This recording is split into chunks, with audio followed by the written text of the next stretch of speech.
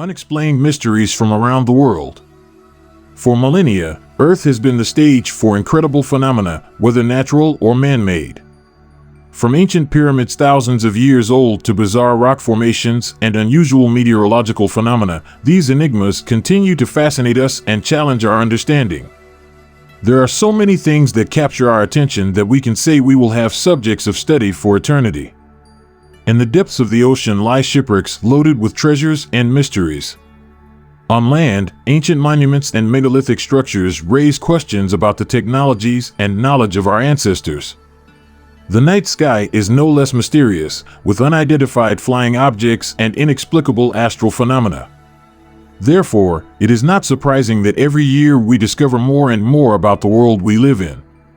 From the discovery of new animal species in remote jungles to advanced technologies hidden in archaeological sites, each year brings new pieces to the puzzle of our history.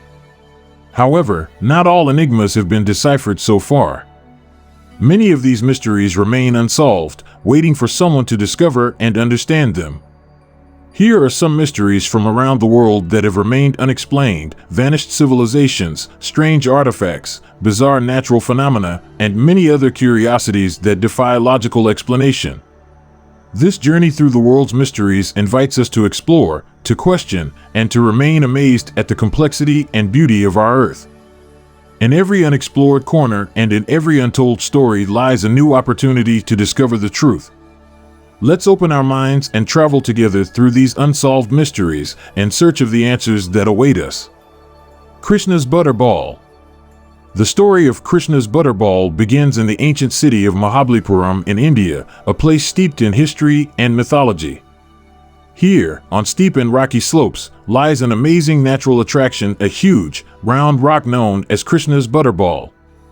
This rock apparently defies the laws of gravity, perched on the edge of a slope at a 45-degree angle without falling or rolling to the ground. Local legends say that the god Krishna, in his childhood, was a mischievous butter thief. One day, during his play, he dropped an entire ball of food from the heavens, which fell in that exact position and remained there, held in place by divine forces. This myth gives the rock a mystical aura and attracts many visitors and pilgrims who come to see this natural miracle and feel a connection with the divine. History states that the rock has been there for over 1,300 years, a testament to time and nature. Despite numerous attempts to move or even destroy it, either by invaders or authorities wanting to prevent a potential disaster, Krishna's Butterball has remained immovable. Over the centuries, the rock has become a symbol of balance and perseverance in the face of adversity. Locals, who grew up with stories about Krishna and his miraculous rock, consider it a protector and a symbol of stability in an ever-changing world. Today, Mahabalipuram is a lively place where tourists from all over the world come to admire this wonder of nature.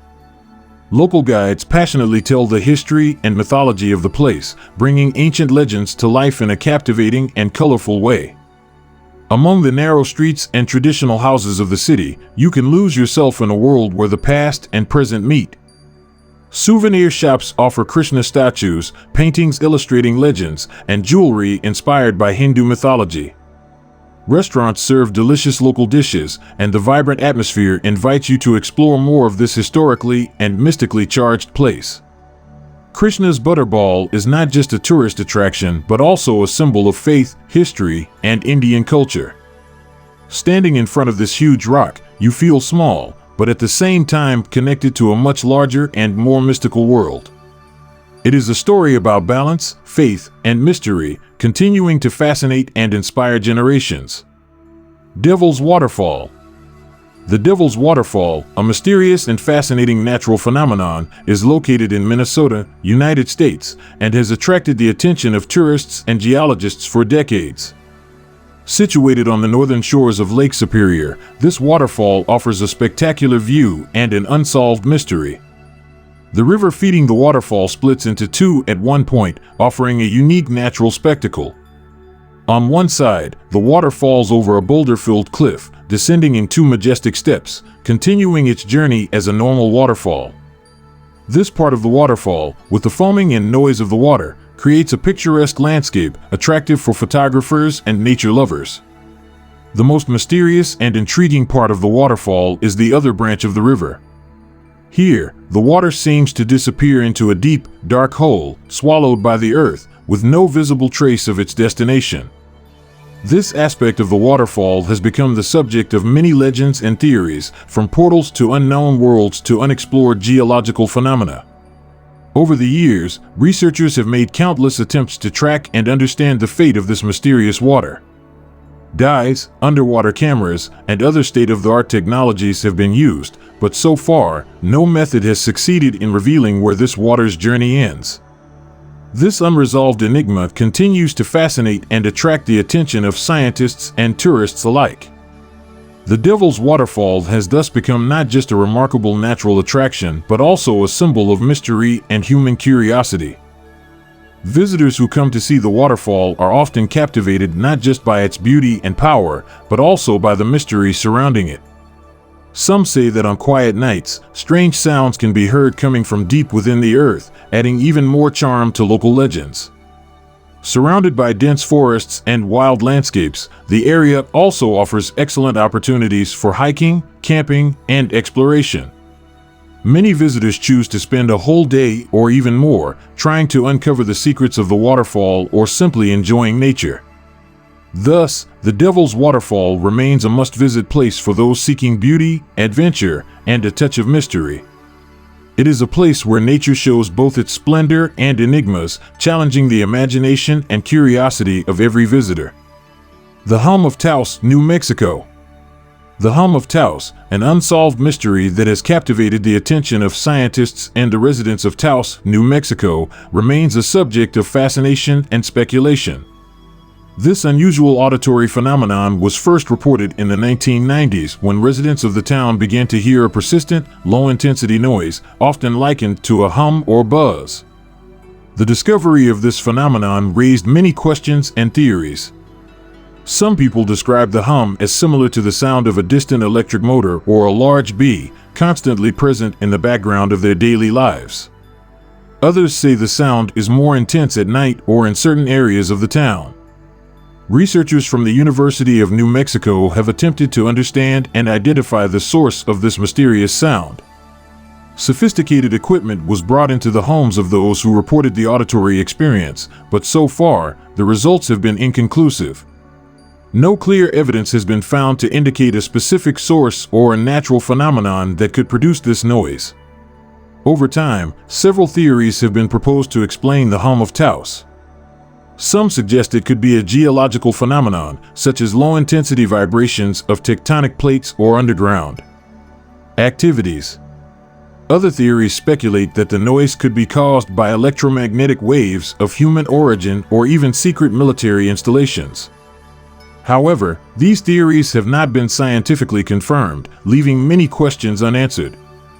The Hum of Taos continues to be a topic of interest for those fascinated by unusual and unexplained phenomena. For some residents of Taos, this sound has become an integral part of their lives, an unsolved mystery that adds a mysterious aura to this picturesque town. In the context of this enigma, Taos has become a focal point for tourists, curious to experience the hum for themselves.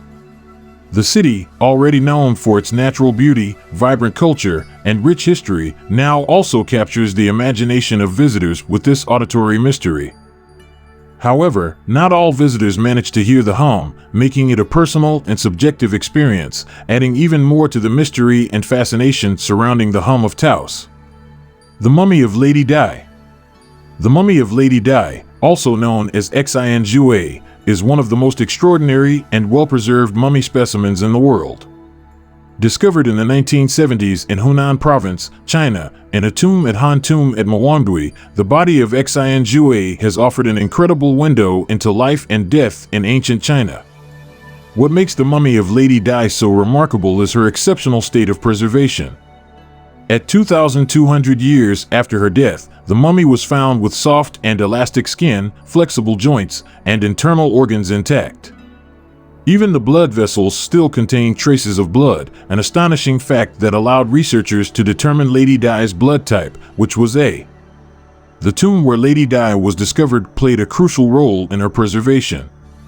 She was buried in an airtight coffin, surrounded by layers of charcoal and clay. This combination created an almost airtight and oxygen-free environment, which prevented decomposition. In addition, the tomb contained over 1,000 items, including clothing, food, and other articles that provided a detailed perspective on daily life during the Han period. However, the exact secret of the embalming process used for Lady Di remains unknown. Her body was found in an unknown acidic solution, which is believed to have played a vital role in preservation. This solution, along with the unique conditions of the tomb, contributed to the exceptional level of preservation, but the exact composition and embalming method have not yet been deciphered. The autopsy of Lady Di revealed astounding details about her lifestyle and health. She suffered from several conditions, including heart disease, diabetes, and obesity, offering insight into diseases in ancient China. This discovery was a significant moment in the study of historical medicine and provided valuable information about dietary practices and lifestyle during that period. Thus, the mummy of Lady Di remains not only a subject of deep fascination for archaeologists and historians, but also offers a rare and precious glimpse into life in ancient China, a veritable treasure for modern science. The Crooked Forest. The Crooked Forest, located near the town of Gryfino in Poland, has always been a subject of fascination and mystery. Now, a new controversial theory has begun to take shape: extraterrestrial intervention. Though it sounds like something out of a science fiction movie, this theory seeks to explain the bizarre shape of the approximately 400 pine trees, all of which have a 90-degree curve at their base, resembling inverted question marks. According to this theory, around 1930, when it is believed the pines were planted, an extraterrestrial spacecraft might have landed in this forest, part of a German province at that time. The extraterrestrials, interested in studying life on Earth, would have chosen this isolated location for their experiments. It is assumed that they used advanced technologies, unknown to humanity, to modify the genetic structure of the pine saplings, in a long-term experiment to study the adaptability and resilience of plants under unusual conditions. The experiment, if it took place, seems to have been a success, as, despite their unusual shape, the pines continue to grow healthily and without any apparent problems. This anomaly has made the forest a subject of interest not just for botanists and dendrologists, but also for paranormal enthusiasts and ufologists, who come here to seek evidence of extraterrestrial intervention. Even though there is no concrete evidence to support the theory of extraterrestrial intervention, the fascination and mysteries surrounding the Crooked Forest continue to attract visitors from around the world. Regardless of the truth, the forest remains a unique and remarkable example of an unusual natural phenomenon, or perhaps a sign of a mysterious extraterrestrial presence. Arnolds UFO. On June 24, 1947, Kenneth Arnold, a pilot of the American Air Forces, observed 9 flying objects while flying over Mount Rainier, USA. The objects had the shape of a saucer and moved incredibly fast, at an altitude of 3,000 meters. The mysterious aircraft flew in formation. When one of them lost altitude, the others followed. Arnold's story was published in the newspaper, the first time the American press reported about UFOs. Just a few days earlier, Harold Dahl, a man working on the shores of Maury Island, in the American state of Washington, told a colleague that he had seen 6 flying objects in the sky, shaped like donuts, each about 30 meters in diameter. According to Dahl, the strange ships did not seem to use any propulsion system, and 5 of them hovered above the 6th. The latter seemed to be throwing a substance similar to lava. The materials fallen from the ship injured Dahl's son, killed his dog, and damaged his boat. According to Dahl, a man dressed in black visited him the next day and threatened his family if he told anyone about the bizarre incident. However, Dahl spoke out. He met with Arnold in a hotel room, along with a United Airlines pilot who had also seen the UFOs, and 2 other American Air Force pilots, Frank Brown and William Davidson. During the meeting, Brown and Davidson received pieces of the materials Dahl had recovered from the incident. The 2 were to transport the pieces of material to a military base in California. On August 1, 1947, the 2 men, along with a crew of 2 members, took off for California. Immediately after takeoff, the plane caught fire. The 2 crew members parachuted, but Brown and Davidson died, and the materials they were transporting were lost forever. 2 days later, on August 3, 1947, the Associated Press reported that the 2 had died while investigating the appearance of a UFO. The Dyatlov Incident. In January 1959, 7 men and 2 women embarked on an expedition in the Ural Mountains.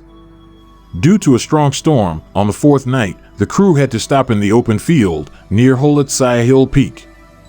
Since then, nothing more was heard of them. 10 days later, several rescue teams set out to find the 9. They found their camp near Mount Holotsai Hill, but no trace of the mountaineers. Moreover, the tent had been cut from the inside, and the first impression of the searchers was that the 9 had run away from something so fast that they didn't take with them neither clothes nor provisions. Not far from the edge of the forest, the searchers found the corpses of the mountaineers and were horrified to see that they had been mutilated, burned, and some of them had been exposed to radiation. 3 of the bodies had bruises similar to those caused by car accidents, but there were no skin lesions that could explain how they were crushed. Moreover, several of the mountaineers appeared to have aged rapidly. This inexplicable case gave rise to numerous speculations, including that it was an encounter with extraterrestrials. Some locals reported that, on the fateful night the mountaineers disappeared, they saw 2 orange spheres in the sky. Some claimed that these orange spheres could have caused the mountaineers' death. Furthermore, the way the victims rushed out of the tent seems to indicate they were running from something. Otherwise, why would 9 experienced mountaineers leave their tent in such a hurry? The mystery remains unsolved to this day. Pilot vanished without a trace. On October 21, 1978, Australian pilot Frederick Valentic was flying a small plane over Bass Strait, Australia. At 7:06 p.m., Valentic contacted the control tower and described a bizarre, large-sized ship flying 30 meters above him. According to Valentic, the craft was moving at a very high speed, had a shiny metal coating, and projected 4 strong light beams. Strangely, the mysterious aircraft did not appear on radar and then disappeared from Valentic's visual range. When it reappeared, the engine of Valentic's plane began to fail. The last transmission from the Australian pilot was, "I intend to go to King Island. That strange ship is hovering above me again. It's hovering and it's not an airplane," followed, for 17 seconds, by sounds that seemed to be caused by scratching on a metal object. After the fateful experience, Valentic and his plane disappeared forever. Some believe he was abducted by extraterrestrials, others believe he staged his death to collect life insurance money. However, no one knows what happened to him. Tragedy in Tennessee, the mysterious end of Governor Lewis. In an isolated cabin in the wilderness of Tennessee, gunshots are heard at night. In the morning, Meriwether Lewis is found dying. Did the renowned explorer and governor commit suicide? Or was it murder?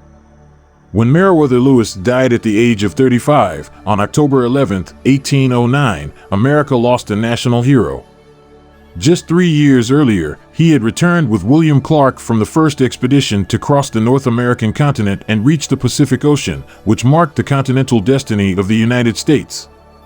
In 1807, Lewis's patron, President Thomas Jefferson, appointed the young officer as governor of the Louisiana Territory, land recently purchased from the French and located in the north and west of the current state of the same name. Accusations, then confusion. In the summer of 1809, the new administration in Washington began to investigate the governor's expenses, and on September 4th, Lewis left St. Louis for the capital to defend himself against accusations of fraud. Accompanied by his servant, John Pernier, the governor descended the Mississippi River to New Orleans, where he intended to board an ocean vessel for the East Coast. But at Chickasaw Bluffs, he changed his mind and decided to travel by land.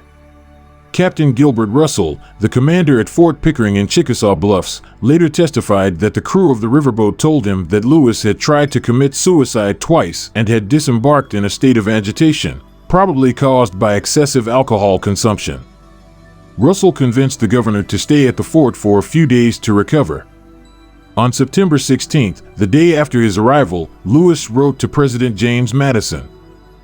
Although full of erasures, the letter was not, however, an incoherent rambling of a madman. On the contrary, Lewis wrote that the heat had exhausted him and that he was afraid that the important documents he had with him would fall into the hands of the English if he continued his journey by sea.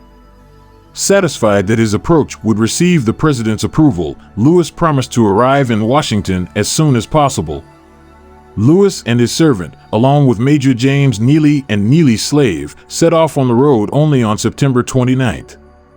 Even Neely, the agent for the Chickasaw Indians whose territory they were to cross, later stated that the governor had moments of madness. Crossing the Tennessee River, the group started on Natchez Trace, the main road leading north to Nashville. Death on Natchez Trace. On the night of October 9th, 2 horses ran away. Neely stayed behind the next day to look for them, and Lewis, Pernier, and the slave continued their journey through the wilderness, looking for a settlement. In the evening, Lewis found a clearing with 2 wooden cabins, separated by a 5-meter wide path. There they found only a woman, Mrs. Grinder, who told them that her husband had gone to harvest the crop on a farm 30 kilometers away, but that she would offer them lodging. The governor would sleep in the main house, she would move to the kitchen, and Pernier and the slave would sleep in the barn. Before dinner, Lewis paced like a caged lion, cursing the injustice suffered from Washington.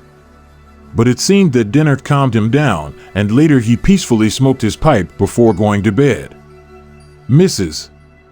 Grinder would give 3 different versions of what happened that night. When Neely arrived at the scene, she told him that she had been awakened by gunshots coming from the direction of the main house around 3 a.m. Although she heard Lewis calling for help, the terrified woman did nothing until dawn. Then, calling Pernier, she entered the main house and found Lewis lying gravely wounded on the bed. Soon after sunrise, he gave up his soul. 6 months later, Mrs. Grinder described the events quite differently. She said that Lewis asked his servant to shoot him to escape his torments.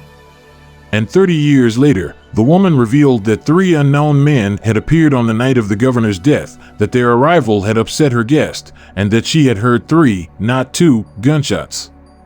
The next morning, Pernier was dressed in his master's travel clothes. Lewis had been buried in the servant's worn clothes, as if he knew his master had died. The body was found outside, not in the bed in the main cabin. The curse of a sinful deed.